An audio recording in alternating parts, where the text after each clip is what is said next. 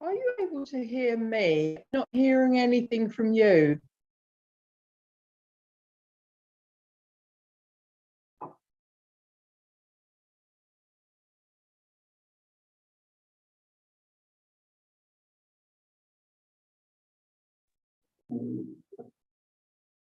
There we go.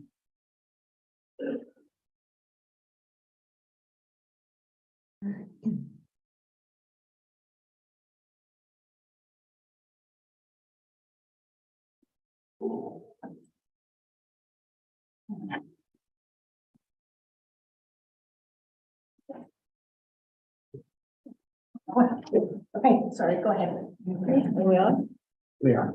Good morning, everyone. We all call this meeting to order. Thank you for coming out on your bit of a break. Much appreciated. We have just only 3 items on the agenda today. The last item was just an information item, basically. So with that, I will call the meeting to order, and I will ask Tracy to do roll call. Okay. Mayor LaValle, Here. Councillor Collins.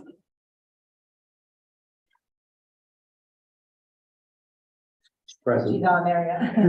Councillor Present, Florence, sorry. Here. Councillor Kuyak. Here. Councillor Pijot, Here. Councillor Rodman, Here. and Councillor Slidawg. Here. Thank you. I'll proceed with the land acknowledgement. We acknowledge that we're gathered on the unceded territory of the Algonquin Anishinaabe people, specifically the Madawaskini people, the people of the Madawaska River. We further acknowledge that the Algonquin people have been stewards of this land since time immemorial, and we strive to treat the land, along with the flora and fauna it supports, the people, their customs and traditions, with honor and respect. Today, this area is home to people of all walks of life, and we acknowledge the shared opportunities and responsibilities to live, work, and survive within this beautiful territory. Shimmikwich, all my relations. With that, I would ask for an adoption of the agenda. Do we have a motion? I'll make the motion. I'll second. Moved by Council Florence, seconded by Councillor Kuyak, for the adoption of the agenda. That council for the corporation, the township of South Algonquin adopts the agenda as circulated for the special council meeting of August 15th, 2023. Any discussion? Seeing none, all in favor? Opposed? It's carried. Does anyone have a disclosure of pecuniary interest in today's meeting? Okay, seeing none, I'll move right on to our committee, the staff reports that we're dealing with today, which there's 2 of them, and I will ask Stephen to come up and give us information on the 3/4 truck on the truck. Morning, everybody. Morning. So our existing 3/4 ton truck, it needs quite a few repairs in order to pass the annual safety on it, which is due in August of this year. So it would need new tires, new brakes all the way around. The manifolds on both sides of the engine are done. And it had been repaired one time before, and where the threads go in the block on the motor, there'd have to be work done on that as well. So the estimated cost to repair existing 3/4 ton would be well over $10,000 to fix it. The truck has around 202,000 on it right now. And it's a truck we use for plowing one of the towns throughout the winter time. So it's something that we have to make sure we have in good shape prior to the winter. So I went around, I got some pricing from different dealerships. And the cheapest that I found in terms of quotations, I got a quote from Summer Brothers in Killaloo. Their quote for the base vehicle, it's just a 3/4 ton with a 6.8 liter gas motor in it. Single cab with an 8-foot box. It was 65,000 plus your taxes on top, which works out to be just over 75,000 for the truck. And now that option there, they're getting it built at the end of August. and the truck would be available into September sort of thing. So if we did get it replaced, we'd have it prior to the winter time. We get it set up with a plow, everything would be set for the winter time. So that was the one quote we received. The next quote come from Urban Sales in Aaron Pryor. The quote for that truck, the same truck, single cab, 8-foot box on it, 3/4 ton was 71,000 plus your taxes. So it's roughly 6,000 more than Killu. And then the last one was Murphy Ford Sales, which is in Pembroke. And their price for the same 3/4 ton was 76,000 plus your taxes. The only difference with that truck, it has a 7.3 liter gas in it as opposed to the 6.8. So the cheapest overall quote was from Killu, in Summers and Killu. So in terms of the report here, I sort of recommended that we utilize approximately 75 to 80,000 out of our current equipment reserve to replace the truck prior to this winter, so that we have 2 good condition trucks to do our plowing this winter. We'll have the 550 and along with the 3/4 ton with a plow on each. And then the other recommendation I made was that we should start contributing annually about 15,000 bucks a year for about 6 years, so that when this vehicle 3/4 ton does need to be replaced, we have money put in reserves to replace it. So that was the recommendation. Bit of background on it: the existing 3/4 ton safety is expired here in August, so right now we have it sitting down at the yard in Madawaska. We had the truck taken to both Chad Brown and Timmy Perry and Whitney over the last year, and both said that the vehicle needed a lot of repairs in order to meet a safety. So it would cost, like I say, over 10,000 bucks to fix the existing truck, and it has 202,000 on it. So analysis: the existing 3/4 ton truck requires major repairs to be completed on it in order to acquire its annual safety. The options are fix the existing vehicle or purchase a new one. So that's your 2 alternatives. Strategic plan is replacement of vehicle. When we do get a new vehicle, to provide proper maintenance on it so that it lasts as long as possible. And then to contribute annually going forward on a yearly basis, so that when that vehicle needs to be replaced, we have the money put aside to replace it.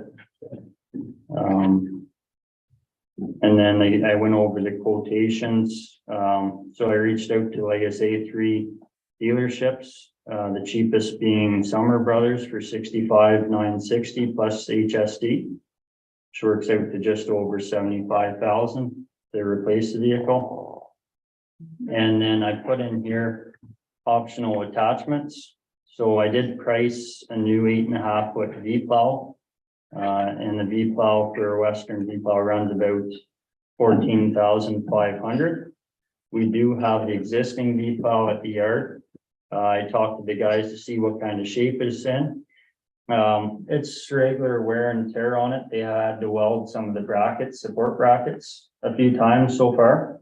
And one of the pistons for the hydraulics is leaking fluid, so the seals are probably gone in it. So a little bit of money would have to get put in to fix it up for this coming season. And I know that they did some work on the wiring harness last season. It was running into issues on them. So potentially there might be a bit of money have to be put aside for that. But in terms of the plow itself, if I looked at it, it looks fairly decent. I think we could probably utilize it as opposed to spend another 15,000 on a new one. The only option, if you did have a new one, if one did kick out on you in the winter time, you'd have a spare at the yard, which right now we've got a 10.5-foot plow on the 550 and an 8.5-foot plow on the 3/4 ton. So here's the option for that. I put in your report as well. Do you guys have any questions? Do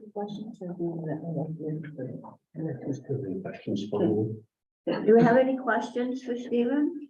Just some clarification, that truck we have now, that's a 2014. Yeah,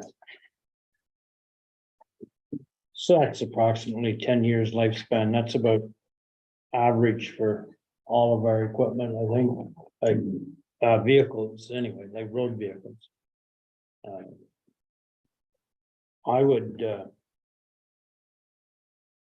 recommend that we go ahead with the purchase of the new truck from Summers. And maybe delay the purchase of a plow for a couple of years to lessen the burden all at once.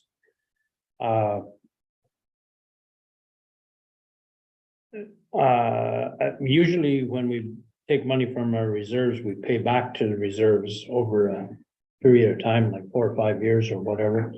Well, your suggestion of 15 grand a year would make sense, but I don't think we should just, like you said, to have enough money to buy a new one. Well, that conceivably would probably be in 10 years. So if we put 15 grand a year in to pay for it, and then 15 grand a year after that, in 10 years, we would have enough, but not just for the 5-year period. Like, I think we have to do it for 10 years, like pay for this one and then pay for the next one. I remember in the past, we had a surplus plow that I didn't think there was anything wrong with it, and we sold it. Now, this is quite a while ago. But exactly what you said about having another plow in reserve, even if it's not perfect, it's still work in a pinch. Like, it was I think it's a mistake sometimes to sell surplus stuff. Especially that plow. That surplus truck, well, you're not going to put it back on the road again. So you would probably put this truck on the market then after it's replaced? I would say so, yeah. Yeah. Yeah, You may even get enough to buy a new plow with it. yeah. Why just Ford? I was going to ask, sorry. No, that's okay, sorry. I was just gonna ask why Ford, why not another The only reason is because all of our fleet right now is from all Ford. Ford? So if you're dealing with one dealership directly for most of your vehicles, it makes it a lot easier for maintenance and warranty work. As opposed to switching different companies, sort of thing. Stephen, I was going to ask, will Summer Brothers take a trade on the existing one that we have? I haven't reached out to them regarding that, but I could have a discussion with them and see what they would offer for the existing truck. And I could see what they would offer and let everybody know. But everybody knows that usually with a dealership, they offer you a considerable amount less than what the vehicle, what you could do outright selling it right yourself. Yeah. So like a car.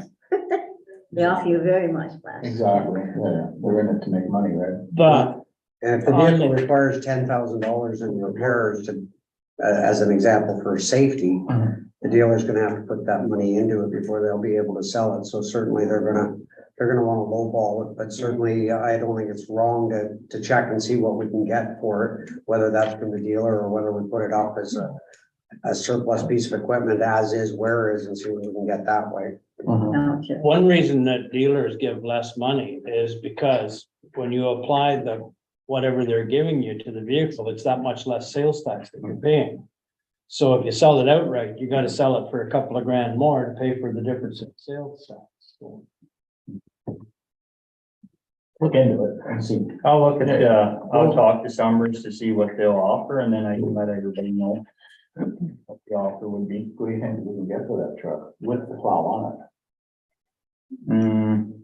Like you say, you gotta put out 10,000 to fix the existing truck up, so I don't see much more than 5,000, probably the way it is. For that truck and the plow? Not with just the truck itself, Truck itself. and then the plow probably brand new, they're 15,000, so you might get a third of the price for the plow, seeing it's used.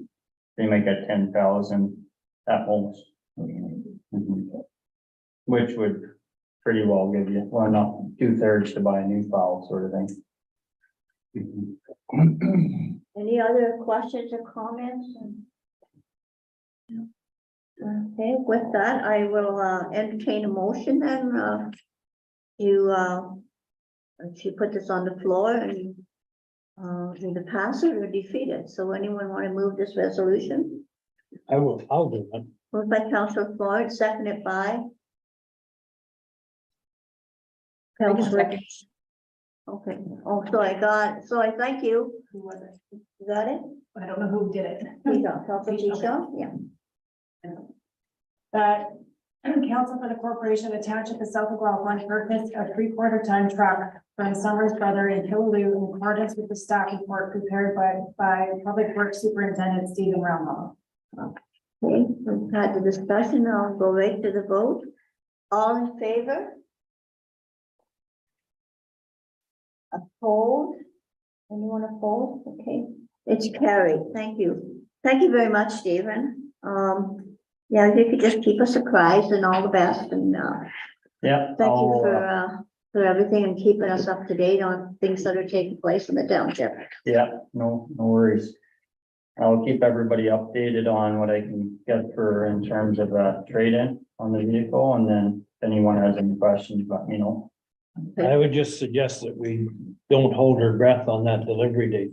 And Summers already has told me, been pretty transparent on it. So the truck's getting made by the 24th of August, but a lot of time with the shipping of the trucks, it could take up to a month. So right now he's saying the end of September being the best case scenario, but I think there shouldn't be any issues by getting it by our snow season. And he's pretty confident as well on that, so. Because I think both Sean and I are in the middle of purchasing new vehicles, and mine, I had to get the vehicle that I have now, it was 6 months to a year wait. Oh, And really? so I went to a different kind, it's still 3 to 6 months. It's actually very hard to get a single cab with an 8-foot box. It's not a common truck to have, so. So now that we voted on a new vehicle, we didn't say anything about the plow. What are we gonna do about the plow? Well, I already suggested something, I don't know. That we wait at this point in time on the I plow. think that was staff recommendations. We hold off on that at this point. The plow blade we have might need a new blade on it, Cutting a edge. cutting edge on it. And I mean, they can pick up a couple of cans of paint, make it look pretty again if that's needed. But I think the blade's good, put a new piston on it, it'll be good for another year or two anyway. And it just defers that need, and when it becomes a bigger need, we'll bring it back again as part of the budget deliberations to council. And you know, we'll keep into consideration the thought of keeping that blade at that point as a kind of a backup in case one goes down on us. Now, is it a bolt on, or do we have to spend? And- Yeah, I know, but I mean, because of the age difference between the two trucks. With the, will it just bolt on? Or? It should bolt right on. Bolt right Yeah, on. Okay, so yeah. we don't need another harness for it, is what I'm getting at. No. They're all the same, they're all the Western plows, everyone has them, so should go right on. And I would assume that's the same for the spreader, the one that you have would go in. So the spreader, we only have one that goes in the 550. We don't have one for the 3/4 ton. So that's another option for an attachment. It would be around 10,000 to purchase a spreader, but through time, over a few years sort of thing, when we have a surplus year, I think that would be a good thing to have set up on one on the 550 and one on the 3/4 ton. So when you're going to Whitney, you have one with a plow and a spreader, and then you have one from Madawaska with a plow and a spreader. I think that would be a good way. Anything else, Councillor Peter? No, okay, no problem. Anyone else? Okay, thank you, Stephen.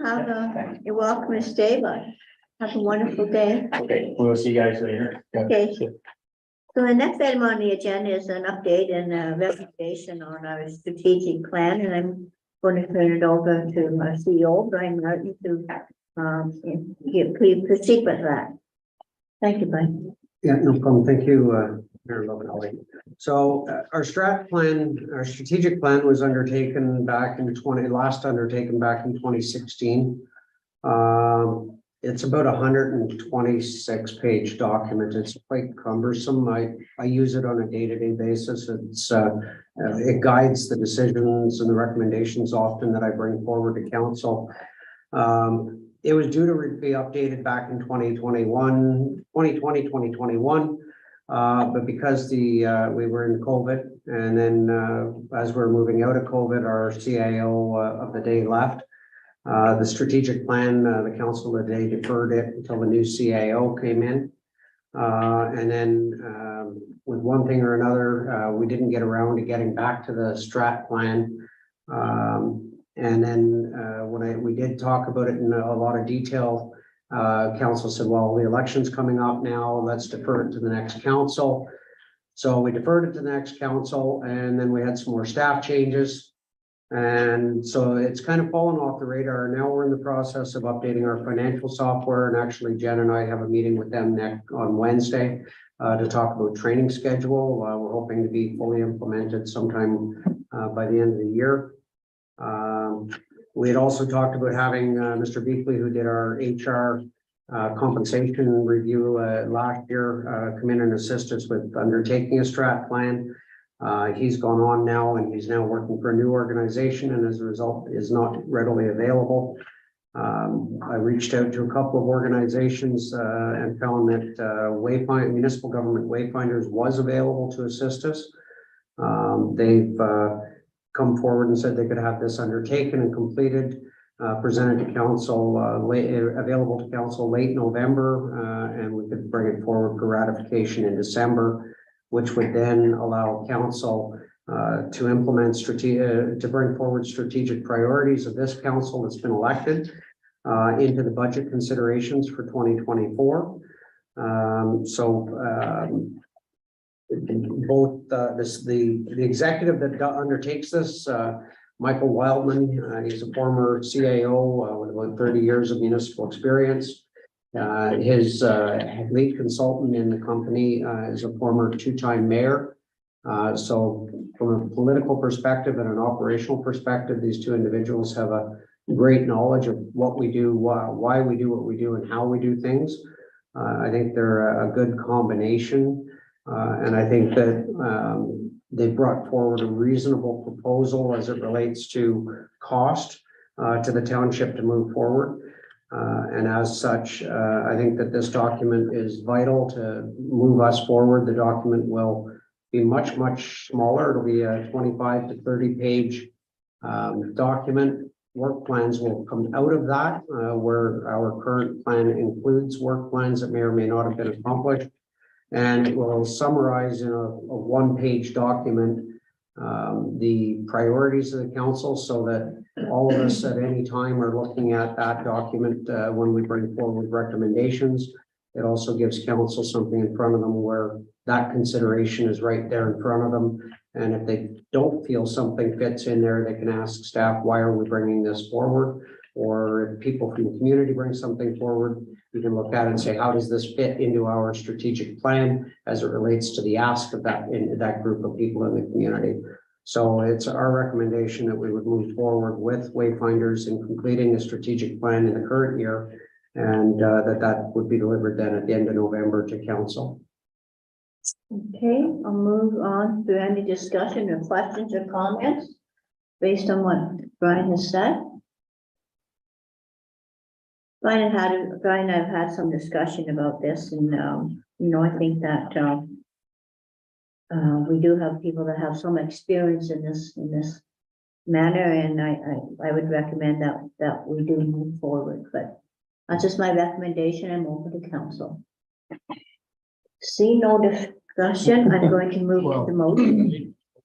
Oh, I'm sorry, Councilor Pisa. You got to put your hand up higher. Joe, you've been through this process a couple of times, right? And apparently this is going to put on the back foot. Yeah, well, it was put on the back burner last summer because there was an election coming up, and the council, it's not a good policy for outgoing council to plop something of their ideas on a new council. Like, so, especially in the last year of the term, I think, because, sometimes councillors get bitter and they insist on having stuff in there that's really not conducive to doing a good business. And of course, every time you put something on, the cost of it goes up. And the situation we're in now with all new staff, if we don't hire consultants to do this, and we do it in-house, it's going to Tracy. There's nobody else. We've overloaded it now. I've said, this isn't something that can't be done in-house, but the reality is that by the time we're able to get it at the top of our file operationally, based on our current workloads, we're probably gonna be moved forward into late next spring, early next summer. So now the priorities that come out of that won't be able to be budgeted for until 2021. Which means we've now lost 23 and 24 from a strategic planning perspective and an operational desire perspective with this council. So you literally have lost 2 years. So this helps us get it accelerated so that we can get it in front of council. All of the decisions we're making operationally for work plans will come into 2025 budget 2024 budget considerations. And we'll all be talking from the same hymn book, because we'll all have agreed to where we're at in this planning process. And it's good timing now when we're reviewing the official plan too. I mean, the strategic plan is gonna be part of the official plan, so to speak. Yeah, They need to tie together. Yeah, and the official plan now is really, it's gonna have tweaks to it, don't get me wrong, there's still public input coming forward from it. But the main context of the body of that document is pretty much finished. So yes, there will be tweaks to it, but it's far enough along now. I think that strat planning, this is the perfect time. Then we can start looking at other issues that council has and how do we implement the strategic vision, which may require other investigations by staff, but they'll be all tied back to that strategic vision of council. Even reviewing the official plan, a few times that we've had to, I've written many notes because there's things in there from a work plan perspective that should be dealt with probably sooner than later, because you're putting out this document that needs to reflect actually what we have as a township. I have many notes. Yeah. I have a comment here. We had to axe a number of a number of requests off of our budget. And I think it was hundreds of dollars we axed off of our budget because we had no money. And there are things out there that I know various departments really did need and now don't have them.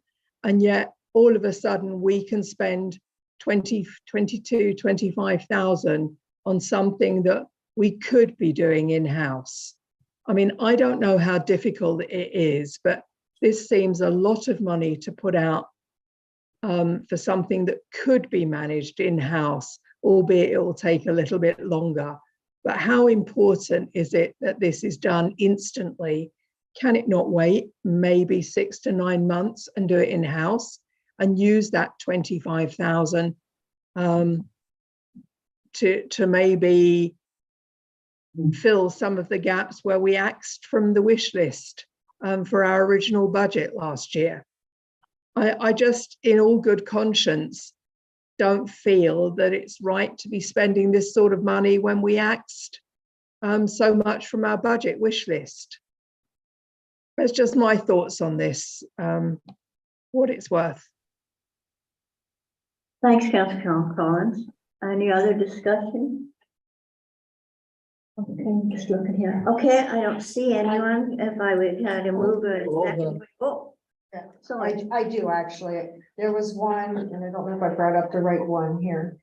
They were talking about step 5 in their plan.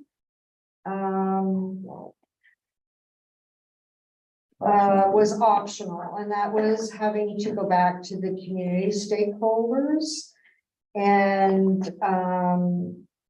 that was going to be an additional cost.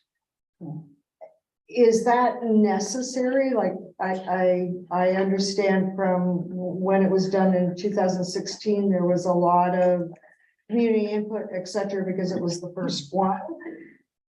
As an organization, do we still have to go out to the community? There's intent to do public consultation, but it'll be through survey type questionnaires. I think what they had offered there was to go to 4 or 5 individuals within the community that may have some intimate knowledge about the community and speak to them directly on, it wasn't to do, you know, a full blown, you know, bring everybody in. I think there was a lot done in the last one that's given us a lot to build on. And I guess I'll defer to council. I don't know if it's necessary to do those 4 or 5. I have 7 people at the table here who are intimately connected with the community. I think that your vision is going to be that of the community. You've just been elected. You've just gone through the process of election, that most likely we could defer that portion. I don't think that that's absolutely essential to add to the project at this time. That's your question, Council? Okay.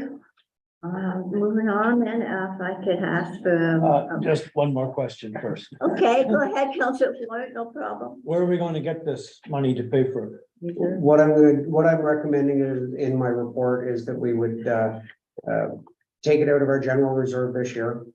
And then we will budget next year to put that back into the reserve.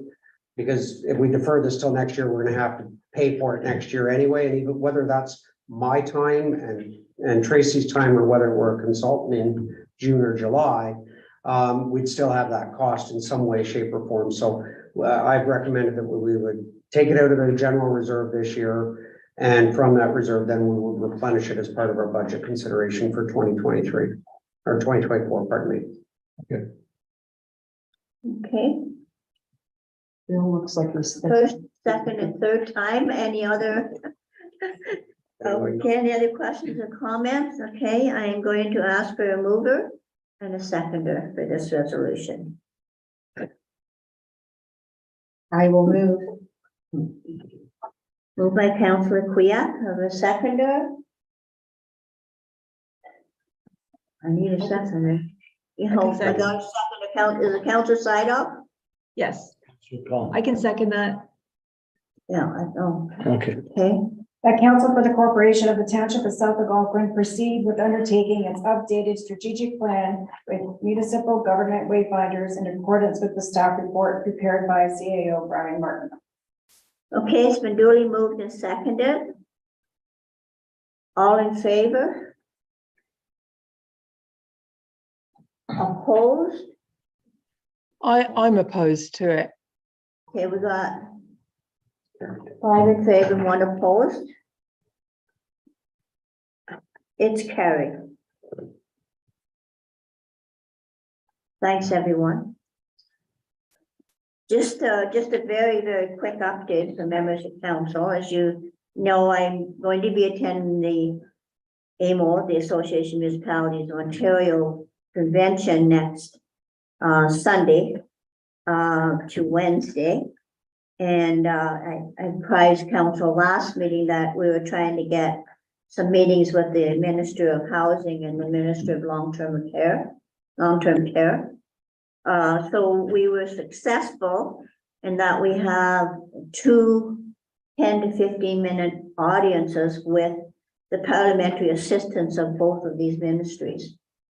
So Brian and Tracy and staff have been preparing the briefing notes for me to go to do these presentations. I have one on Monday, and that one I think is that's Ministry of Housing. And no, that's Ministry of Health. Okay, sorry. And so that's on the mitigation funding through the Renfrew County Health Unit and the concerns with the 70-30 split. So at this point in time, when else that's changed yesterday, the Renfrew County hadn't got a place to meet. So we were asked to extend an invitation for the warden if they want to come in with us to do the Of presentation. their 17 municipalities, none received delegation. The city of Pembroke and us were the only ones that received delegation status with the Ministry of Health. So we've offered to bring in the warden.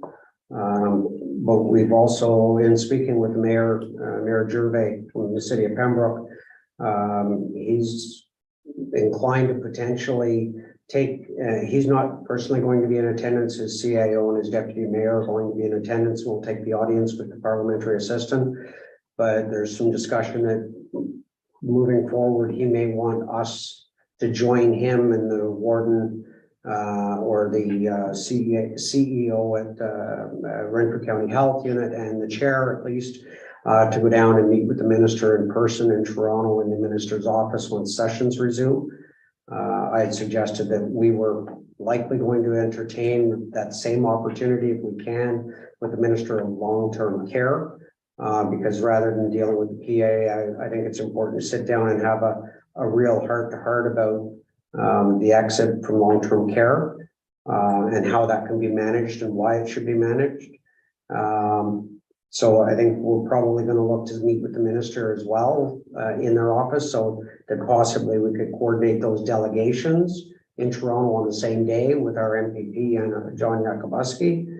And that John is very supportive of, coordinating those meetings of more than 10 minutes because they really are a 10-minute meeting. That's all you get with the PA. You're in line, you're brought in, there's introductions. So you've got 2 or 3 minutes gone of your 10 minutes, 8 minutes at the 8-minute mark, there's a knock. At the 9-minute mark, there's a knock. At the 10-minute mark, the door opens and they ask you to leave. So you literally have about 6 minutes to put your points forward. Yeah, So be very well prepared. So you have to be very well prepared. I usually send my briefing notes to the parliamentary assistant and the ADM prior to the meeting so that they are aware of what the mayor is coming to discuss in the first place. They hopefully make it a little more productive. But that said, I think physically sitting in the minister's office and having that audience for half an hour is different than where they're meeting with 500 other people in the same day. So we're trying to coordinate this, I guess, long story short, with the warden. So I think something's going to come up for the Renfrew County Health Unit and the warden to do a meeting. I can't believe that won't happen and that we got a meeting. Maybe we got our request in sooner, but I don't think so. But I think that just for council's information, that is kind of how we're going to move on. The Renfrew County Health Unit had prepared a 2-page briefing note on their own, which they did ask that we kind of use when we go meet anyway, but we're all singing from the same song sheet. So with that, then we have an audience with the parliamentary assistant of long-term care, where basically we talked about this is trying to move the exit out of Castle Home. So those are the 2 things that staff have been working on. I've been kind of working on at home to get prepared for this. And I won't go into the whole situation with rooms down in London because there's 2,500 people coming in and not a lot of rooms. So had rooms, didn't have rooms, got rooms only till Tuesday night. So it's been kind of a bit of a nightmare. But anyways, I think I think we're all set now. We're ready to go. I'll be leaving Saturday and I'll go into London Sunday morning. So if any members of council has any questions, I'll entertain them. No? Okay, well, wish me well. I was going to say. Good luck. Thank you. So with that, thanks very much. We don't have any motions of council.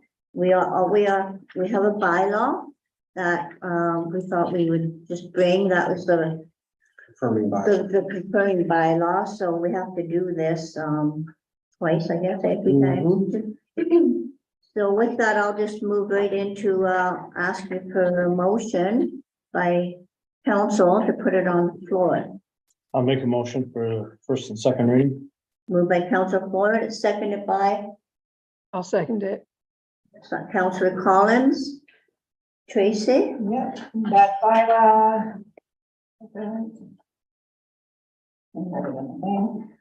2023-764, being the bylaw to confirm the proceedings of the council be read a first time and deemed read a second. Has been moved and duly moved and seconded. All in favor? Opposed? That's carried. We need a third time, so I'll ask for a mover and a seconder. Moved by Councillor Kuyak, second by Councillor Rodnick. That bylaw 2023-764 being a bylaw to curb the proceedings of council be read a third time and passed. Okay, been duly moved and seconded. All in favor? Opposed? It's carried. Wow, we're really moving today. So the main motion, I guess, I'll ask for a mover and a seconder to adjourn. I'll do that again. Moved by Councillor Floyd, seconded by me, Councillor Sidoc. The Council for the Corporation of the Township of South Algonquin adjourns the special council meeting of August 15, 2023 at 9:44 a.m. The duly moved and seconded. All in favor? Opposed? It's carried. Thank you very much, everyone. Enjoy the rest of your